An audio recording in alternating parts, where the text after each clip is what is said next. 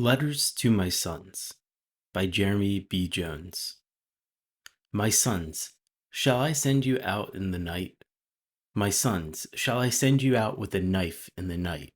Shall I surround you with uncles, with men from above the creek from which we come, while we shout from painted faces, and you stand stock still beneath the noise and dark? Shall I take a piece of your body?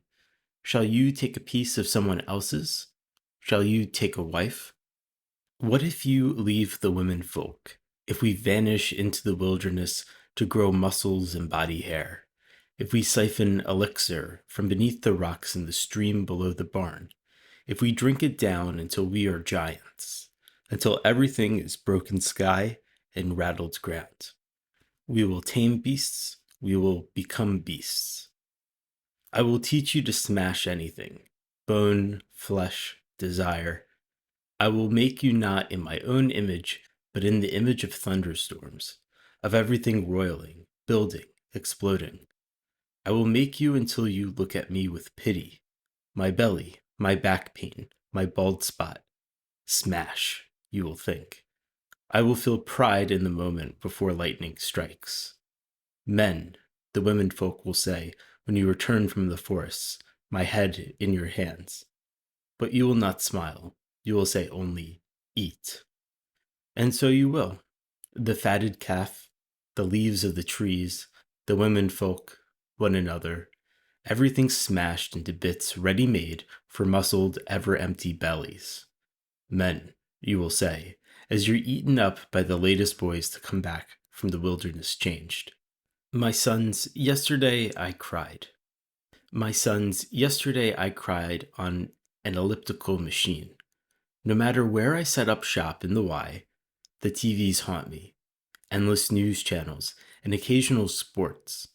Yesterday there was golf and poisoned children in Syria. What kind of world have we brought you into? It is a world, I suppose, where you consider the lives of river rocks and where you organize dance parties in the kitchen and where governments kill children with gas. A world of flowers and fire. I often feel sadness not for what has happened, but for what could. While I sweated and tried not to look at CNN, I saw in the boy's eyes being flushed with water your eyes. I saw you both in pain. Because that boy is only a screen on a wall, and you are both upstairs in bed with your respective stuffed things, crumpled into warm balls in a quiet house. I can't say for sure that I wouldn't have cried on an elliptical machine before you'd both come into the world. But it is true that I cry much more now. TV shows, books. You should know that I cry listening to NPR in my car alone at least once a week. The world is a cyclone. But tonight, while you're here, but also somewhere else, I try to imagine that my absolute paralyzing fear that something might happen to you is a grace, that my tidal wave love for you makes me love the world more, makes me feel anger like knives and sadness like anchors for my brothers and sisters and children across the world, through a TV screen, being killed off by men who need power like they need air. Since you've come along, I experience the world with wider eyes, bigger pores. It gut punches me. And it should. It is a cruel, good world. This may all be selfish. My appreciation that bringing you into this mess helps me see the mess better.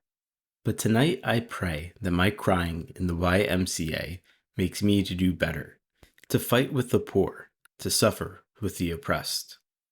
I hope that'll do something to raise you up into men who will turn over tables and march in the streets and give away cloaks and turn cheeks and refuse to settle for a world where some of us poison each other while others play golf.